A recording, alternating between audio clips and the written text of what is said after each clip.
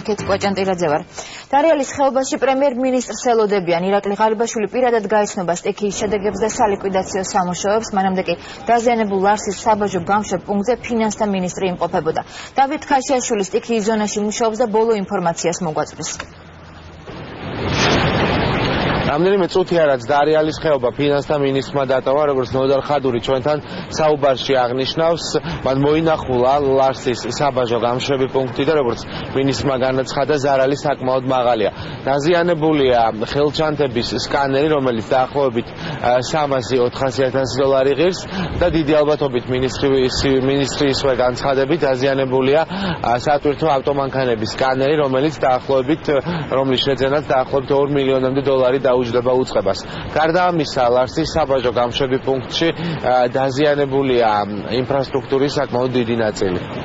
ზარალი სერიოზულია, თუმცა ჩვენ გვაქვს რესურსი იმის, რომ რეალურად ხვალიდანვე დავიწყოთ აღდგენითი სამუშაოები, გავწმინდოთ საბაჟო, მოვაწესრიგოთ ინფრასტრუქტურა. არის ინფრასტრუქტურის ნაწილი, რომლის მოწესრიგებას თვეები დაჭირდება, თუმცა ჩვენ მაქსიმალურად შევეცდებით, რომ გზის გახსნასთან ერთად საბაჟო მზად იქნება, რათა მოემსახუროს როგორც სატრანზიტო, ისე ექსპორტის და იმპორტის პირობებს.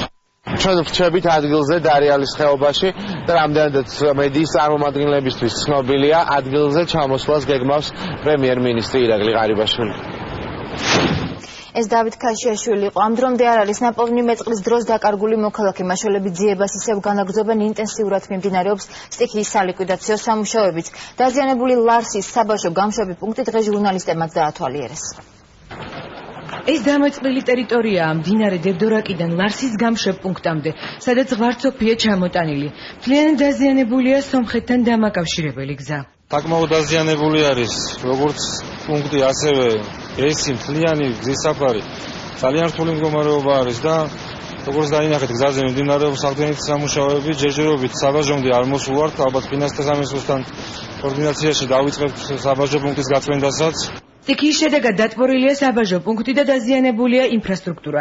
შექმნილია სპეციალური კომისია, რომელიც საბაჟო გამშვებ პუნქტ ყაზბეგზე არსებულ მდგომარეობას შეისწავლის. ფინანსთა სამინისტროს ბრძანებით შექმნილმა კომისიამ უნდა უზრუნველყოს დარიალის ხეობაში სტიქიის შედეგად შექმნილი მდგომარეობის შეფასება და დაადგინოს ზარალის რაოდენობა.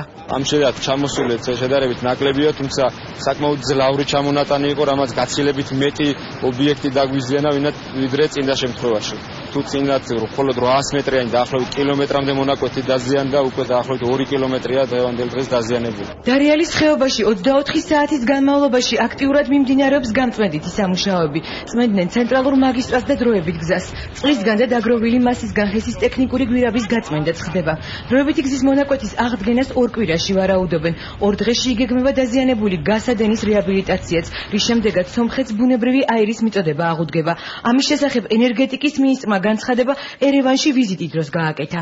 მიმდინარეობს აღდგენითი სამუშაოები, უკვე დაწყებულია და ვფიქრობ, ხვალისთვის უკვე შესაძლებელი იქნება პირველ რიგში დატესტვა მოხდება და შემდეგ უკვე შესაძლებელი იქნება ბუნებრივი აირის მიწოდება სომხეთის რესპუბლიკას.